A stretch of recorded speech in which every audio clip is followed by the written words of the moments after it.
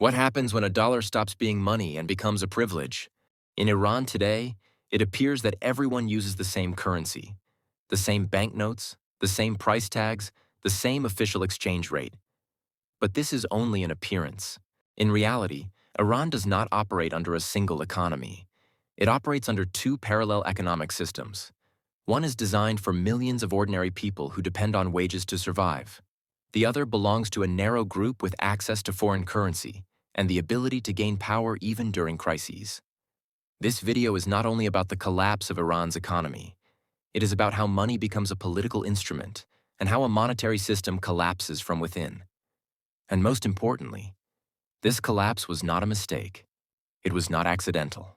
In 1979, during the Iranian Revolution, $1 was worth approximately 70 Iranian Rials. This indicated that Iran's currency still possessed regional purchasing power at the time. By early 2026, the situation had completely changed. $1 exceeded 1,400,000 Riyals. This represents a nearly 20,000-fold devaluation over the past 4 decades. Such a collapse cannot be explained by ordinary economic fluctuations.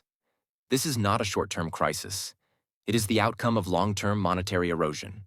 To understand this structure, we must look not at present-day Iran, but at the early 1980s. Only 1 year after the 1979 revolution, Iran entered a devastating 8-year war, the Iran-Iraq War. During this period, one of the most critical actors was the Islamic Revolutionary Guard Corps. To understand this structure, we must look not at present-day Iran, but at the early 1980s.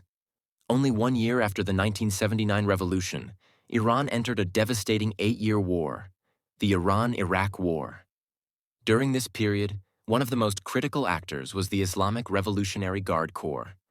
As a result, the IRGC built its own engineering units, its own logistics networks, and its own supply chains. When the war ended, this structure did not dissolve. Military power gradually transformed into lasting economic power. During the 1990s reconstruction period, companies affiliated with the IRGC became dominant in infrastructure projects. From oil and gas to ports, from transportation to telecommunications, many strategic sectors came under their control. Most of these contracts were awarded without competitive bidding. As a result, a two-tiered economy emerged: a regulated civilian sector and a parallel system linked to military and security institutions. International sanctions placed severe pressure on Iran's economy. However, sanctions alone do not explain the collapse. Iran did not stop exporting oil. It sold oil through indirect, costly, and inefficient methods. Shell companies, discounted pricing, shadow tanker fleets, and ship-to-ship transfers. According to independent data, Iran earned approximately $23.2 billion from oil exports in 1 year. Under normal conditions, this figure could have exceeded $28 billion. The nearly $5 billion gap represents the cost of the system itself. Those who bear this cost are not the privileged groups, but ordinary people. Today, nearly 4 out of every 10 Iranians are at risk of falling into poverty. This phrase often sounds abstract, but risk of poverty has a precise meaning. These individuals may not be poor today. However, a small increase in prices, a currency shock, or a temporary loss of income could push them below the poverty line almost immediately. Today, nearly 4 out of every 10 Iranians are at risk of falling into poverty. This phrase often sounds abstract, but risk of poverty has a precise meaning. These individuals may not be poor today. However, a small increase in prices, a currency shock, or a temporary loss of income could push them below the poverty line almost immediately. This is not merely a loss of income. It represents structural vulnerability. When such a large share of society is exposed to economic shocks, social stability itself becomes fragile. People who cannot predict their economic future cannot save, cannot invest, and cannot make long-term plans. This creates a broader climate of uncertainty that affects the entire society, not just individual households.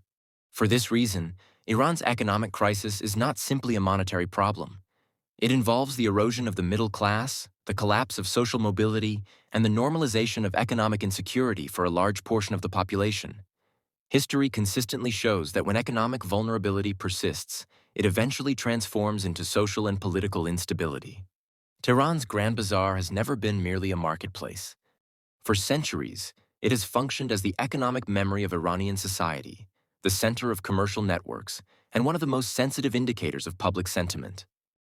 Historically, when the Grand Bazaar functioned normally, the city and the country were economically stable. When its shops close, however, this does not simply indicate a slowdown in trade. It signals that economic distress has reached the core of the system. This is precisely what we observe in Iran today. At this point, one thing must be made clear. This video is not only about Iran. It illustrates a broader pattern that emerges whenever the relationship between money and political power becomes distorted. It illustrates a broader pattern that emerges whenever the relationship between money and political power becomes distorted. Money is fundamentally a system of trust. When access to currency is determined not by economic rules but by political alignment, money ceases to function as money. Foreign currency then becomes not a medium of exchange, but a privilege. Once such a privilege-based system is established, economic collapse is no longer a possibility. It becomes structural. The Iranian case demonstrates that economies do not collapse solely because of external pressure.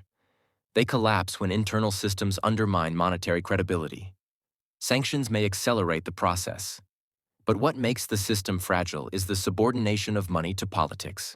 For this reason, Iran's crisis is not merely a problem of the present. It is the outcome of a structure that mortgages the future. This video is not only about Iran. It demonstrates a broader principle. When money is subordinated to politics, economic collapse becomes structural rather than temporary. If you are interested in analyses like this, focused on political economy and historical patterns, don't forget to subscribe to the channel. And leave a comment answering this question. Do you think this collapse was really accidental? In the next video, we will examine where else this model has been repeated and what consequences it has produced.